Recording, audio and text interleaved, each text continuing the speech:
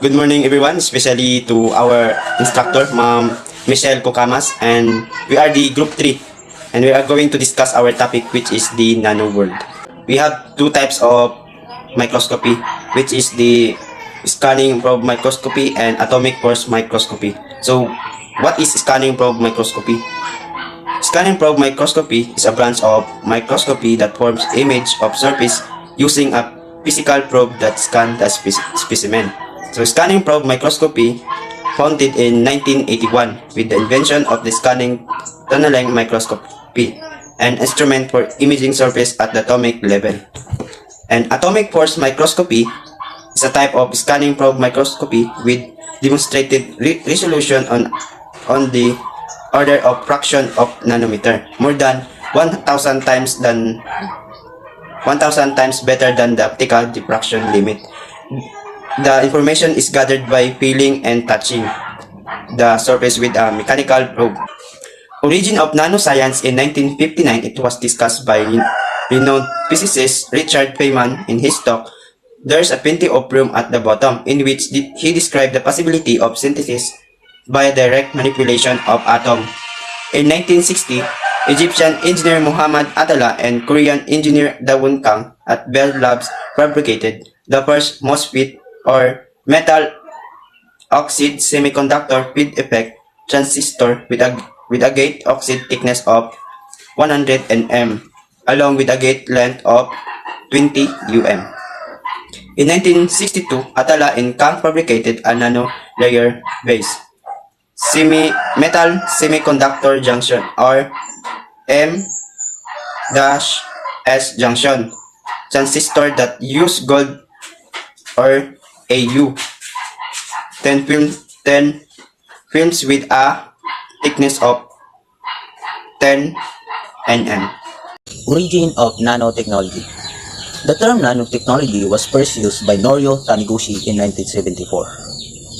In 1980, the emergence of nanotechnology as a field occurred through convergence of Drexler theoretical and public work.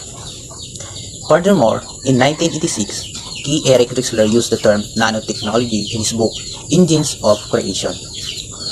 The coming era of nanotechnology, which proposed the idea of nanoscale or assembler, which would be able to build a copy of itself, and of other items of arbitrary complexity with atomic control. Also, in 1986, Drexler co-founded the Forsyth Institute to help increase public awareness and understand of nanotechnology concepts and implications. What is nanoscience and technology? It is a branch of science that studies systems and manipulates matter on atomic, molecular, and supramolecular scales or ultra small scale or the nanometry scale. Now, what is nanotechnology? It is the study of what happens when things get very small, only a few atoms in size. It refers to the science, engineering, and technology conducted at the nanoscale, which is about 1 to 100 nanometers. It also employs the study and application of exceptionally small things in materials, science, engineering, physics, biology, and chemistry.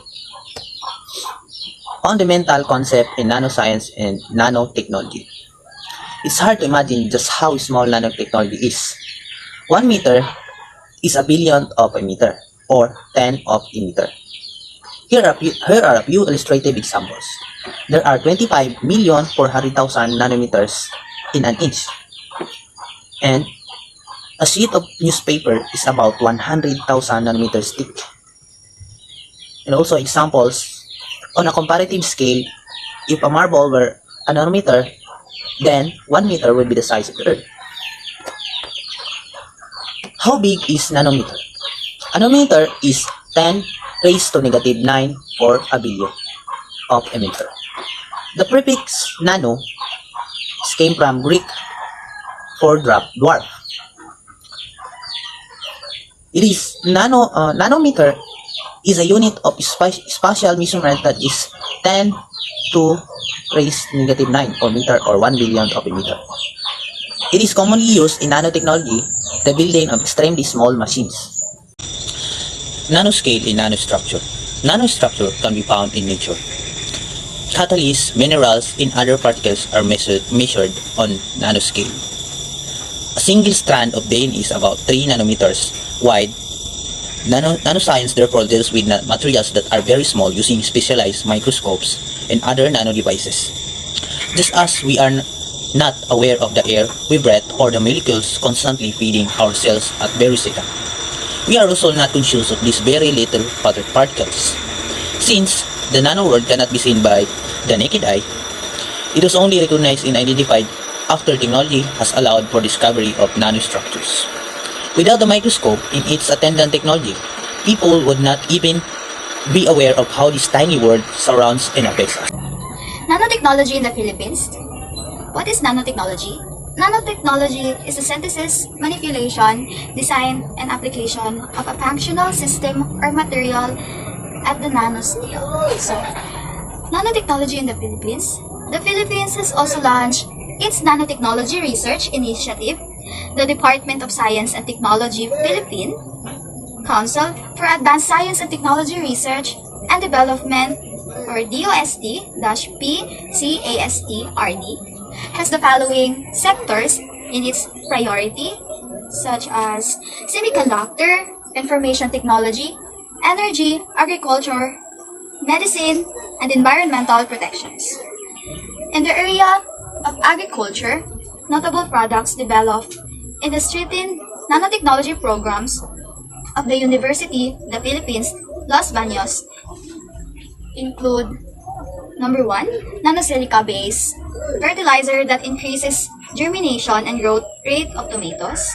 Number 2, Protect coating technology which boosts shelf-life of high-valued fruits such as mango and papaya. And number 3, nano-encapsulated plant growth regulators which enhance germination and growth development of coffee, banana, and cassava. The growing number of novel nanotechnology products in the country is surprisingly unsupported by low patent applications. However, due to the sheer number of potential applications and an overall increase in funding for nanotechnology R&D, there is a projected surge of patent applications. The Philippine Nanotechnology R&D Roadmap. In pre-2018, there is 8. Number 1, development of functional nanocarbon-based catalyst for biomass conversion process. Number 2, fabrication of a solid-state rechargeable Leon battery using L17 LA3ZR 2012 as solid electrolyte for energy storage applications. Number 3, fabrication of supercapacitors using indigenous textile SAS electrode materials. Number 4, development of a low energy ion source system for the synthesis of diamond-like carbon films. Number 5, development of a cost-effective colorimetric package, frozen fish freshness sensor using food-compatible material. Number 6, development, characterization, and performance evaluation of polymeric separation membrane for industrial applications using local materials. Number 7, Project 1, development of microgear actuator powered by Pisarum polycephalum. Number 8, Project 2, development of hybrid Pisarum polycephalum controlled micro valve. In 2018-2019, engineering and industrial materials have 7. Number 1 is nanoclays for commodify, engineering plastics, ceramics, flame retardants, coatings, packaging products. Number 2, nanotubes as additive for the plastics and rubber industries, ceramics, cosmetics, and semiconductor industry. Number 3, functionalized textile products. Number 4, nanofibers for textile and composite. Number 5, nanosilica, siliceous materials for high-strength concrete, construction composite materials. Number 6, nanoprecipitated calcium carbonate for plastic, inks, adhesive, and sealants. And the last is nanofibers for the automotive and aeronautic industries. Technology roadmap. In 2020, ICT and semiconductors manufacturing, nanomaterial sample preparation, chemical analysis, and imaging. Samples from the industry for database and library of defect analysis, operational open source metrology, FE laboratory for local and international clients. In 2021, solar energy devices and storage. Nanotechnologies for energy storage devices, batteries, and supercapacitors, engineering process and pilot skills projects, design and fabrication methodologies for sensitized solar cells, GAES solar cells, and bulk heterojunctions solar cells. Optimized prototype sensitized GES and bulk heterojunction solar cells, new design methodologies for energy storage devices, silicon modified solar cells. In 2022, environmental applications, development of nanosensors and nanostructured materials from agricultural byproducts for enhancement of food and agricultural productivity and environmental sensing and remediation. So, in nanotechnology in the Philippines, nanotechnology invention most commonly involves a team of researchers coming from different fields of expertise. The researchers claiming a patent for an invention usually involves multiple components which may necessitate individual patents for each component. Given the substantial market of nanotechnology, innovations in a wide field of applications, patents involving nanotechnology are highly coveted. However, since nanotechnology is patents mostly involve a team of researchers from a particular institutional or university, patents are currently becoming a trend o kalakaran, especially in the United States, and most universities is doing basic research in nanotechnology. It is also increasing in patent applications for upstream o paitaas nanotech research that poses a problem in the succeeding downstream nanotechnology research and at sa sisikap sa future para sa pagbabago. Access to upstream research, after all, is critical in research and development efforts. As a result of this kalakaran, the university will therefore have a prerogative o kaukulang karapatan in giving licenses to their technology, which can potentially result in the monopoly of a particular technology, driving the cost upward para sa mga mamimili. So, ang mga mamalit jud ang madakan ani. Next, nanotech patent applications in the USPTO. From 2001 to 2014, the increase in the number of applications has been really slow with only 7 nanotech patent applications over a decade. So, from 2001 to 2014, gawin ko siya ganun dati ka tubo. And the recent extensive promotion of nanotechnology in the country resulted in an additional 10 nanotech patent applications filed from 2015 to 2018. So pagka 2015 to 2018 na muraging tubo siya pag abot siya 10 na 10. To 2001 to 2014, 2015 to 2018, only 17 nanotech patent applications ang naa. Philippine law or policy of Nano World. Nanotechnology and intellectual property rights. Access to the nanoscale was paved by the invention of the scanning, tunneling electrons microscope, which earned Jörn Binig and Heinrich Schroer a Nobel Prize in the same year. Nanotechnology differs from the other technology in that it is difficult to classify when compared to other technology. Moreover, patents involving nanotechnology are potentially a new territory and patents applications. For one, the technology involves the nanoscale, a previously unknown realm when the patent laws were formulated. Although the invention in the nanoscale are treated similarly to conventional inventions, the issue lies with the intricacy, complexity, and the multidisciplinary nature or nanotech patents. Hi guys, I'm Aikisha Claire Adlarangin from Group 3. So today, I'm going to discuss about the Philippine law or policy of the Nano World. Complexity in classifying nanotechnology invention. Under Philippine law, Section 22.2 of the Intellectual Property Code, so invention that can be patented or any technical solution of the problem in any field of human activity which is new, involves an invented step and industrial applicable. Moreover, the right of the patent belongs to the inventor, or if more than one person made the invention, the right to jointly belong to them. To satisfy the above requirements of the Philippine Intellectual Property Code, three criteria should be met. So first is the invention should be new and to be considered as new. The invention should not form part of prior art.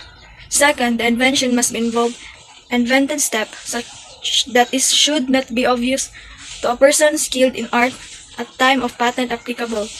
And last, the invention must be industrially applicable. Most intellectual property laws are predicted in the preceding criteria, and most patents on the nanotechnology application fail to satisfy the novelty and not obvious to a person 333 intellectual property issues nanotechnology skilled in the art.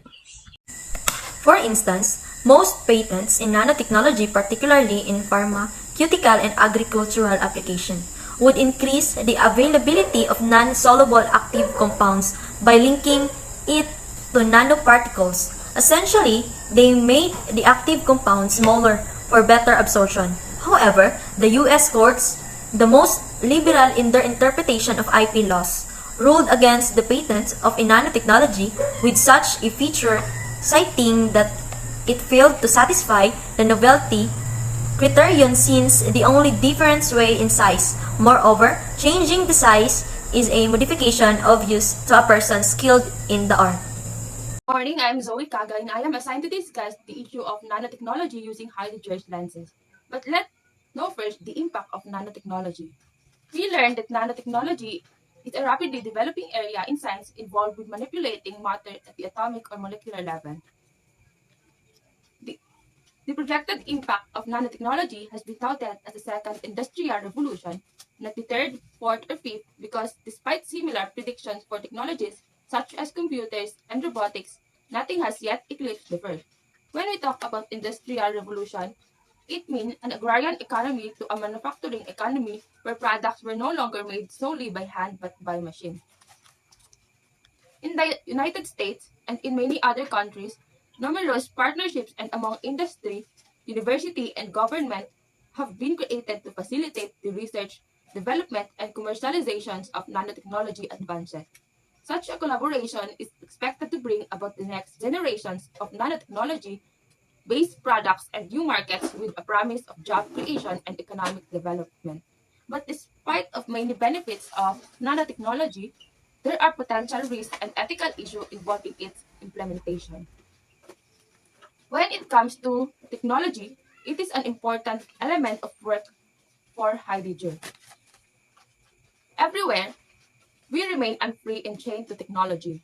Whether we passionately affirm or deny it, but we are delivered over to it in the worst possible way when we regard it as something neutral.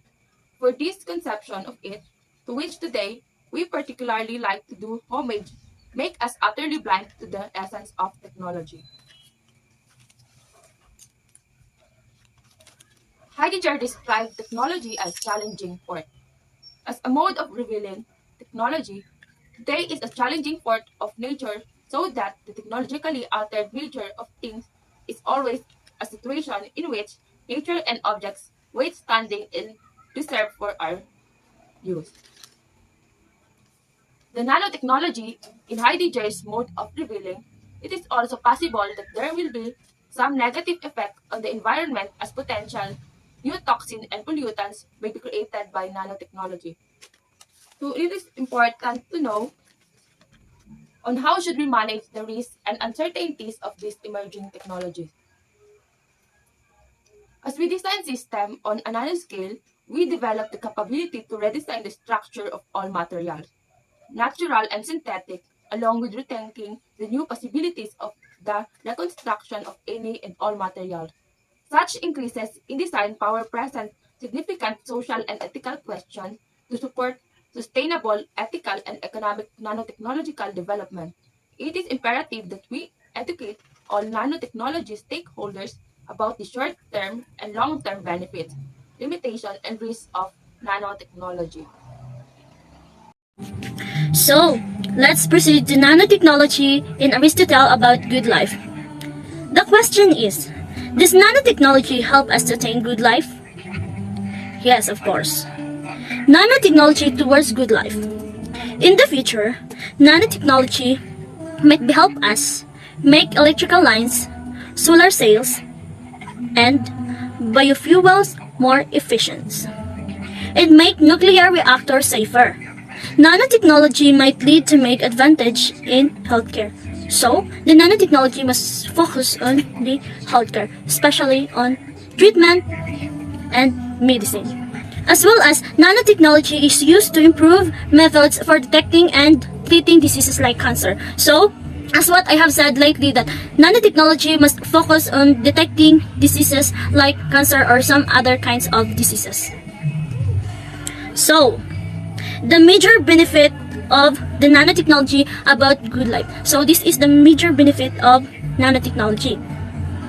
Nanotechnology was improved manufacturing methods, water-free production methods, nutrition, and large-scale infrastructure auto fabrication.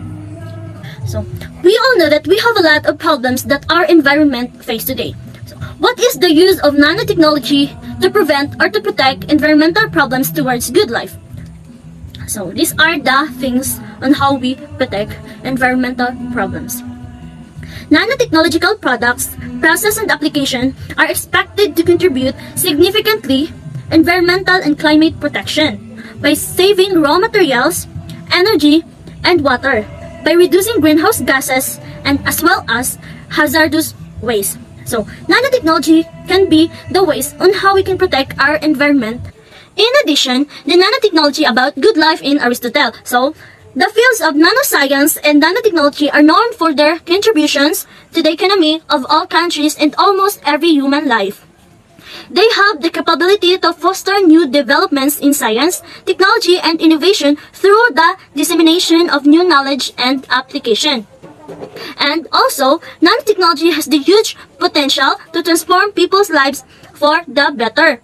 Nanotechnology is not simply working at ever smaller dimensions, rather working at the nanoscales enables scientists to utilize the unique physical and chemical and also mechanical and optical properties of materials that naturally occur at the scale.